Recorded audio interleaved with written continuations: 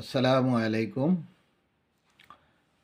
প্রিয় শিক্ষার্থীবৃন্দ, সপ্তম শ্রেণী থেকে উচ্চ মাধ্যমিক শ্রেণী, অনার্সের non credit English, degree pass কোর্সের ইংলিশ এবং চাকরি প্রার্থীদের জন্য যে ইংলিশ রয়েছে সেখানে জিরান্টের একটি গুরুত্বপূর্ণ ইনক্লুশন থাকে কোশ্চেনগুলোতে।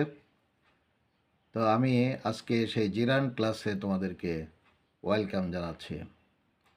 প্রিয় শিক্ষার্থীবৃন্দ, আমি ফারুক হান্নান, আমার চ্যানেলের নামও হচ্ছে ফারুক হান্নান। আবারও তোমাদেরকে আমি স্বাগত জানাচ্ছি। জিরান্ট আমরা কি করে বুঝবো যে এটি জিরান্ট?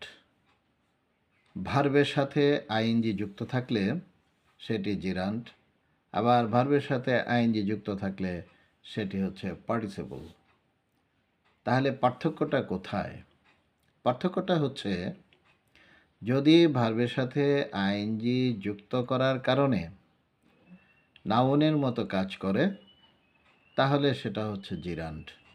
আমি আবারও বলছি, ভার্বের সাথে আইএনজি যুক্ত করার কারণে যদি নাউনের মতো কাজ করে তাহলে সেটি হচ্ছে জিরান্ট। আর ভার্বের সাথে আইএনজি যুক্ত করার কারণে যদি অ্যাডজেক্টিভের মতো কাজ করে তবে তাকে পার্টিসিপল বলে। ভার্বের সাথে আইএনজি যুক্ত করলে যদি অ্যাডজেক্টিভের মতো কাজ করে তবে তাকে কি বলে? পার্টিসিপল বলে। প্রিয় শিক্ষার্থীরা, মনে রাখার জন্য বলছি, লক্ষ্য করো স্লাইডে, নাউনে এন আছে, জিরান্ডে একটি এন আছে। তো জিরান্ডে যেহেতু এন আছে এবং নাউনেও এন আছে, তার মানে জিরান্ডের এনটা যদি আছে যেহেতু, মনে রাখবে যে জিরান্ড নাউনের মতো কাজ করে। এনের না, জিরান্ডের এন আর নাউনের হচ্ছে শুরুতে এন আছে। অ্যাডজেক্টিভের শুরুতে এ থাকে এবং পার্টিসিপল বানানে দেখো পি এর পর একটা এ আছে। তো এটা দিয়ে একটা সামঞ্জস্য খুঁজে পাওয়া যায়। এটা হচ্ছে বোঝার টেকনিক, মনে রাখার কৌশল। তাহলে অ্যাডজেক্টিভের মতো যদি কাজ করে ভার্বের সাথে আইএনজি যুক্ত করার কারণে, তাহলে আমরা সেটাকে বলবো পার্টিসিপল। এবার আমরা আসি আরেকটু অগ্রসর হয়ে, তাহলে জেরান্ডকে আমরা আরেকটু কিভাবে চিনতে পারি?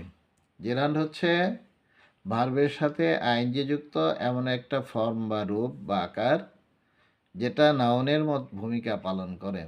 যেমন বেস ফর্ম V1 রিড, রিডের সঙ্গে আইএনজি যুক্ত করলে কি হলো? রিডিং। প্লেয়ের সাথে যদি আইএনজি যুক্ত করো তাহলে কি হবে? প্লেয়িং।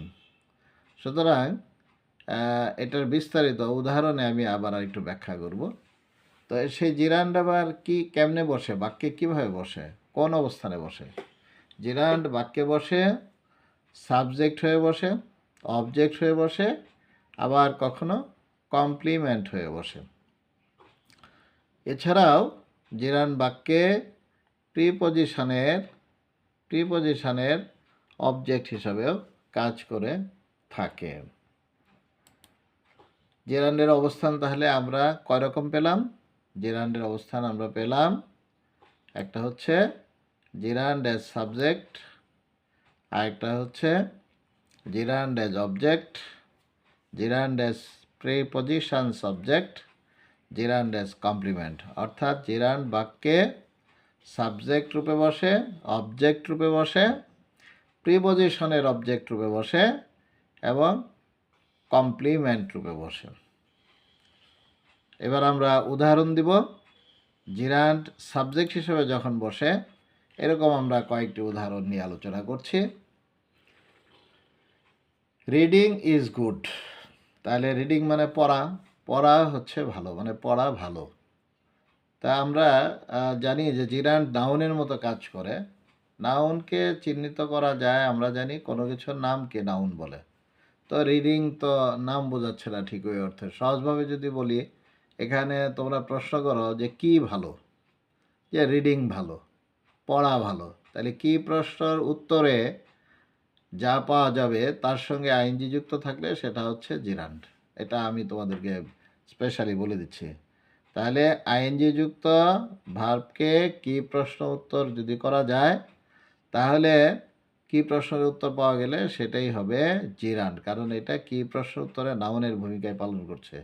রিডিং ইজ গুড, পড়া ভালো। কি ভালো? পড়া ভালো। নেক্সট আছে walking is a good exercise. Walking, তাহলে কি ভালো? কি ভালো ব্যায়াম হতে পারে? যে হাঁটা। হাঁটা হচ্ছে ভালো ব্যায়াম। তো হাঁটা কি?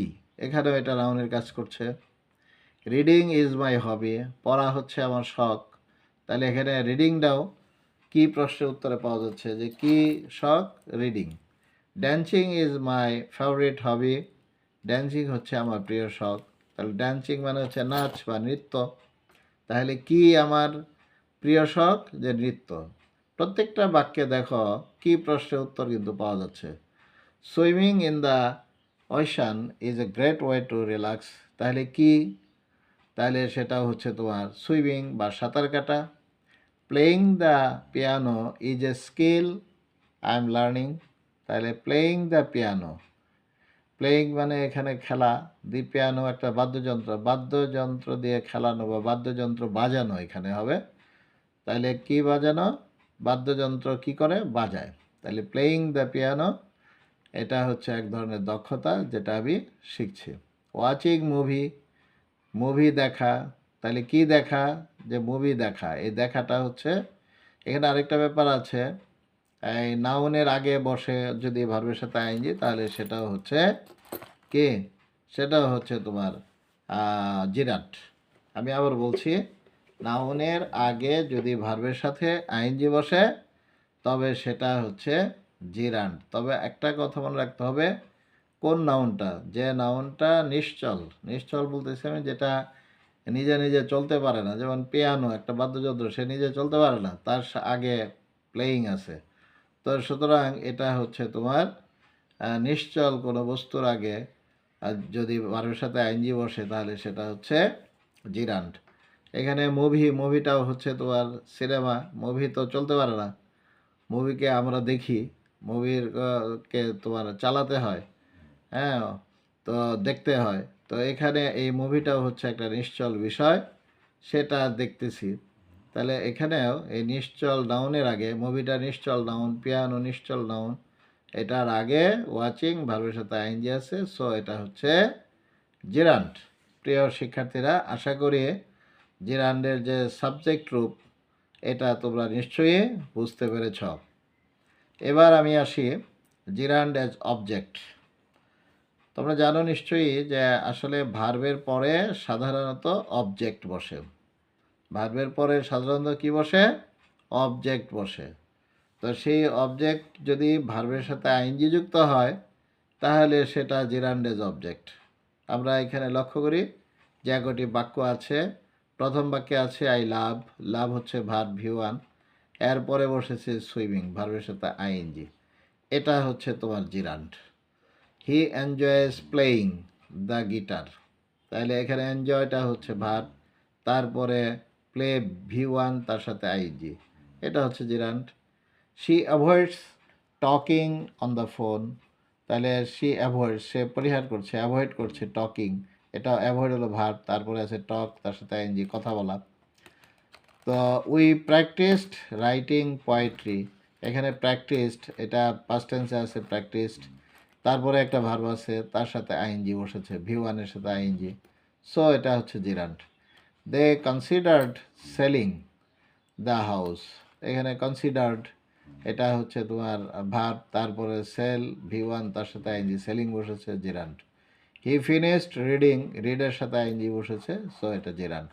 তার মানে এই ভার্ব, ফিনিশড, তারপরে কনসিডার, প্র্যাকটিস, অ্যাভয়েড, এনজয়, লাভ, এই প্রত্যেকটা ভার্বের পরে আইএনজি যুক্ত হয়ে অবজেক্টের ভূমিকা পালন করেছে বলে এগুলো হচ্ছে জিরান্ড। প্রিয় শিক্ষার্থীবৃন্দ, আমরা এরপরে আলোচনা করব যে জিরান্ড as prepositions. জিরান্ড as prepositions. জিরান্ড as prepositions কি? প্রিপজিশনের অবজেক্ট, প্রিপজিশনের অবজেক্ট হিসাবে কাজ করতেছে জিরান্ড অ্যাজ প্রিপজিশনস অবজেক্ট। তো এখানে আছে প্রিপজিশন আছে ১ নম্বরে, যেমন নম্বর 1 এ এখানে আছে অফ, তারপরে আছে ২ নম্বরে আছে এট, ৩ নম্বরে আছে অ্যাবাউট, ৪ নম্বরে আছে আবার এট, ৫ নম্বরে আবার আছে টু। এখন আমরা যাই, যেমন এখানে আছে ১ নম্বরে ইন স্পাইট অফ রিডিং, এখানে প্রিপজিশন অফ এর পরে ভার্বের সাথে আইএনজি আছে, সো এটা হচ্ছে জেরান্ড। তো in spite of reading attentively, মন দিয়ে পড়াশোনা সত্ত্বেও, ইন স্পাইট অফ এর বাংলা হচ্ছে কি সত্ত্বেও, কি বলতো সত্ত্বেও, হি হ্যাজ ফেইল্ড, সে ফেল করেছে পরীক্ষায়, ইন দ্য এক্সামিনেশন।